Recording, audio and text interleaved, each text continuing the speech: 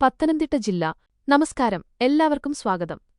കേരളത്തിലെ ജില്ലകളെക്കുറിച്ചുള്ള നമ്മുടെ പ്രത്യേക PSC ചോദ്യോത്തര സീരീസിലെ രണ്ടാമത്തെ എപ്പിസോഡിലേക്ക് എല്ലാവർക്കും സ്വാഗതം. ഒന്നാമത്തെ വീഡിയോയിൽ നമ്മൾ തിരുവനന്തപുരം ജില്ലയെക്കുറിച്ചാണ് വിശദമായി പഠിച്ചത്. ഇന്ന് നമ്മൾ പരിചയപ്പെടാൻ പോകുന്നത് തീർത്ഥാടന ടൂറിസത്തിന്റെ തലസ്ഥാനമെന്നും വനപ്രദേശങ്ങളാലും നദികളാലും സമ്പന്നവുമായ പത്തനംതിട്ട ജില്ലയെക്കുറിച്ചാണ്.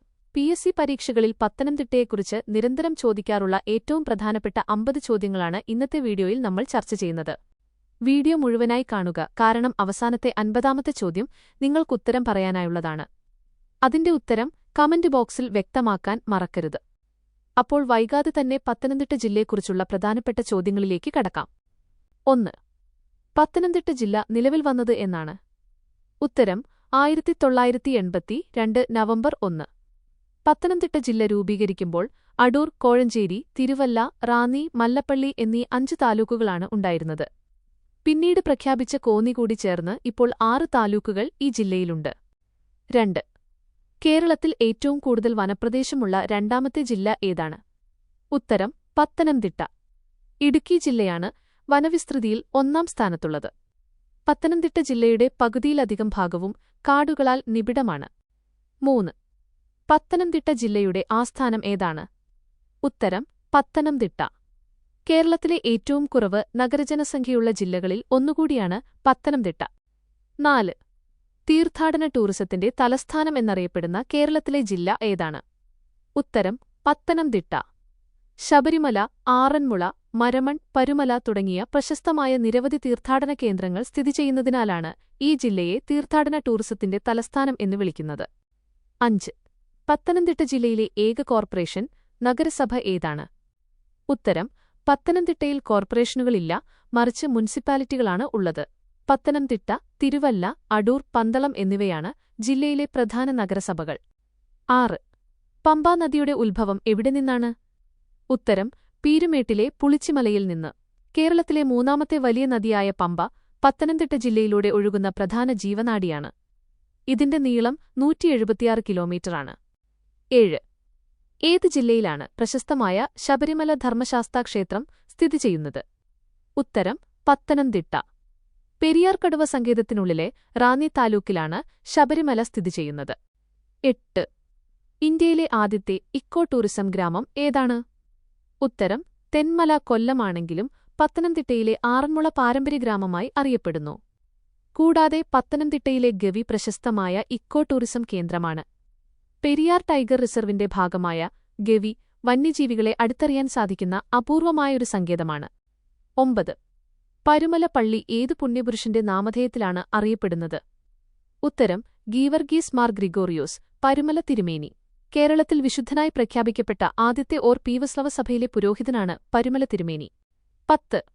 സുഗന്ധവ്യഞ്ജനങ്ങളുടെ കലവറ എന്നറിയപ്പെടുന്ന പത്തനംതിട്ടയിലെ പ്രശസ്തമായ സ്ഥലം ഏതാണ്? ഉത്തരം റാന്നി. കേരളത്തിലെ വിസ്തൃതിയിൽ മുന്നിൽ നിൽക്കുന്ന താലൂക്കുകളിൽ ഒന്നുകൂടിയാണ് റാന്നി. 11.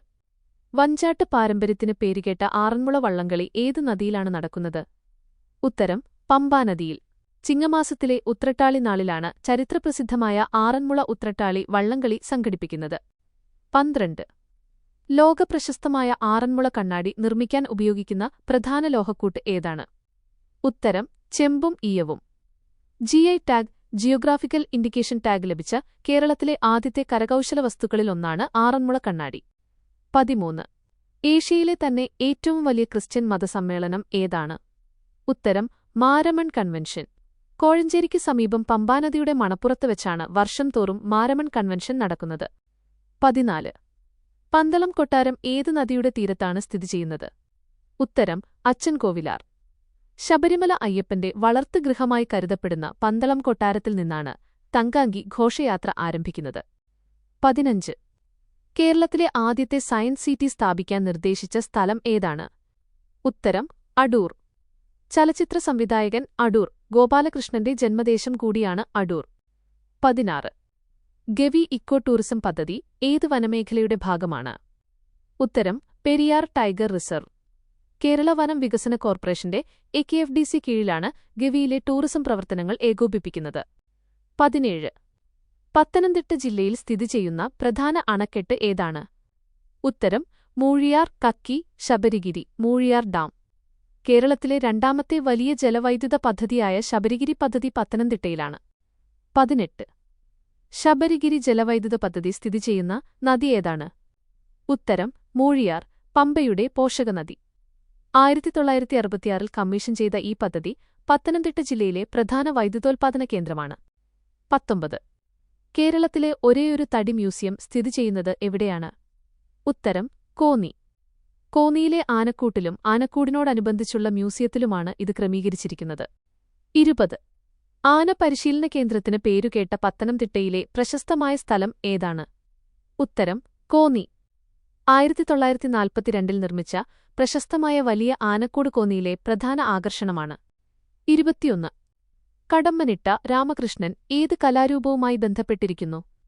ഉത്തരം കവിത ആൻഡ് കടമ്മനിട്ട പടയണി. പത്തനംതിട്ടയിലെ കടമ്മനിട്ട ദേവീക്ഷേത്രത്തിലെ പടയണി വളരെ പ്രശസ്തമാണ്. 22. പടയണി എന്ന അനുഷ്ഠാന കലയ്ക്ക് ഏറ്റവും പ്രശസ്തമായ പത്തനംതിട്ടയിലെ ക്ഷേത്രം ഏതാണ്?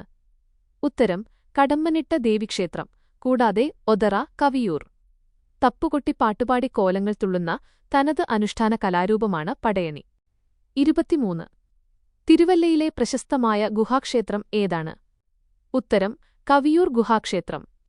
8ാം നൂറ്റാണ്ടിൽ നിർമ്മിക്കപ്പെട്ടു എന്ന് കരുതപ്പെടുന്ന ഇത് കേന്ദ്ര പുരാവസ്തുവകുപ്പിന്റെ സംരക്ഷിത സ്മാരകമാണ്. 24. പത്തനംതിട്ട ജില്ലയിൽ ഒഴുകുന്ന പ്രധാന 3 നദികൾ ഏതൊക്കെയാണ്? ഉത്തരം പമ്പ, അച്ചൻകോവിലാർ, മണിമലയാർ. ഈ 3 നദികളും ജില്ലയുടെ കാർഷിക സാംസ്കാരിക മേഖലകളിൽ വലിയ പങ്ക് വഹിക്കുന്നു. 25. കേരളത്തിൽ ഏറ്റവും കുറഞ്ഞ ജനസാന്ദ്രതയുള്ള 3ാമത്തെ ജില്ല ഏതാണ്? ഉത്തരം പത്തനംതിട്ട. ഇടുക്കിക്കും വയനാടിനും തൊട്ടുപിന്നിലായി കുറഞ്ഞ ജനസാന്ദ്രതയുള്ള ജില്ലയാണിത്. 26. പെരുന്തേനാരി വെള്ളച്ചാട്ടം ഏത് നദിയിലാണ് സ്ഥിതി ചെയ്യുന്നത്? ഉത്തരം പമ്പാനദിയിൽ. വെച്ചൂച്ചിറയ്ക്ക് സമീപം സ്ഥിതി ചെയ്യുന്ന മനോഹരമായ ഒരു നാടൻ വെള്ളച്ചാട്ടമാണിത്. 27. മണ്ണടി ഏത് ചരിത്രപുരുഷന്റെ രക്തസാക്ഷിത്വവുമായി ബന്ധപ്പെട്ടിരിക്കുന്നു? ഉത്തരം വേലുത്തമ്പി ദളവ. ബ്രിട്ടീഷുകാർക്ക് കീഴടങ്ങാതെ വേലുത്തമ്പി ദളവ ആത്മബലി അർപ്പിച്ച ചരിത്രഭൂമിയാണ് മണ്ണടി. ഇവിടെ അദ്ദേഹത്തിന്റെ സ്മാരകവും മ്യൂസിയവുമുണ്ട്. 28. പത്തനംതിട്ട ജില്ലയിലെ ഏക റെയിൽവേ സ്റ്റേഷൻ സ്ഥിതി ചെയ്യുന്നത് എവിടെയാണ്? ഉത്തരം തിരുവല്ല. തിരുവല്ല റെയിൽവേ സ്റ്റേഷൻ മാത്രമാണ് ജില്ലയിലെ ഏക റെയിൽവേ കണക്ടിവിറ്റി. 29. വേലുത്തമ്പി ദളവ സ്മാരകം സ്ഥിതി ചെയ്യുന്നത് എവിടെയാണ്? ഉത്തരം മണ്ണടി. തിരുവിതാംകൂർ ദളവയായിരുന്ന വേലുത്തമ്പി ബ്രിട്ടീഷുകാരോട് പൊരുതി ജീവത്യാഗം ചെയ്ത സ്ഥലം. 30. നിരണം പള്ളി സ്ഥാപിച്ചത് ആരാണെന്നാണ് വിശ്വാസം? ഉത്തരം സെന്റ് തോമാശ്ലീഹ. AD 52 തോമാശ്ലീഹ കേരളത്തിൽ സ്ഥാപിച്ചു എന്ന് വിശ്വസിക്കപ്പെടുന്ന 7 പള്ളികളിലൊന്നാണ് നിരണം പള്ളി. 31. പ്രശസ്തമായ മരമടി മത്സരം നടക്കുന്ന പത്തനംതിട്ടയിലെ സ്ഥലം ഏതാണ്? ഉത്തരം ആനന്ദപ്പള്ളി. അടൂരിനടുത്തുള്ള ആനന്ദപ്പള്ളിയിലാണ് കാർഷിക ഉത്സവത്തോടനുബന്ധിച്ച് പ്രശസ്തമായ മരമടി മത്സരം നടക്കുന്നത്. 32. കേരളത്തിലെ ഏറ്റവും വലിയ കാറ്റാടി യന്ത്രപ്പാടം സ്ഥിതി ചെയ്യുന്ന ജില്ലകളിൽ ഒന്ന് ഏതാണ്? ഉത്തരം പത്തനംതിട്ടയിലെ രാമക്കൽമേട് ഇടുക്കിയിലാണെങ്കിലും പത്തനംതിട്ടയിലെ കല്ലേലി, കക്കി പ്രദേശങ്ങളിൽ കാറ്റാടി പ്രൊജക്ടുകളുണ്ട്. ശ്രദ്ധിക്കുക, പൂർണ്ണമായും പുനരുപയോഗ ഊർജ്ജത്തിന് പ്രാധാന്യമുള്ള ജില്ലകളിൽ ഒന്നാണ് ഇത്. 33. സാംസ്കാരിക കേന്ദ്രമായ വാസ്തുവിദ്യാ ഗുരുകുലം സ്ഥിതി ചെയ്യുന്നത് എവിടെയാണ്? ഉത്തരം ആറന്മുള. ട്രഡീഷണൽ ആർക്കിടെക്ചർ, ചുവർച്ചിത്രകല എന്നിവ പ്രോത്സാഹിപ്പിക്കാൻ സാംസ്കാരിക വകുപ്പിന്റെ കീഴിൽ പ്രവർത്തിക്കുന്ന സ്ഥാപനമാണിത്. 34. പത്തനംതിട്ട ജില്ലയുമായി അതിർത്തി പങ്കിടാത്ത അയൽ ജില്ല ഏതാണ്? ഉത്തരം എറണാകുളം, തൃശൂർ. കൊല്ലം, ആലപ്പുഴ, കോട്ടയം, ഇടുക്കി എന്നിവയാണ് പത്തനംതിട്ടയുമായി അതിർത്തി പങ്കിടുന്ന കേരളത്തിലെ ജില്ലകൾ. കൂടാതെ തമിഴ്നാടുമായും അതിർത്തിയുണ്ട്. 35. പത്തനംതിട്ട ജില്ലയിലെ ഏറ്റവും ഉയർന്ന കൊടുമുടി ഏതാണ്? ഉത്തരം ശബരിമല, ദേവർമല. വനമേഖലയിലെ പ്രകൃതിരമണീയമായ ഉയർന്ന മലനിരകളിലൊന്നാണിത്. 36. ഇന്ത്യയിലെ തന്നെ പ്രശസ്തമായ കൺവെൻഷൻ നടക്കുന്നത് ഏത് നദിയുടെ മണപ്പുറത്താണ്? ഉത്തരം പമ്പാനദി, മാരമൺ കൺവെൻഷൻ.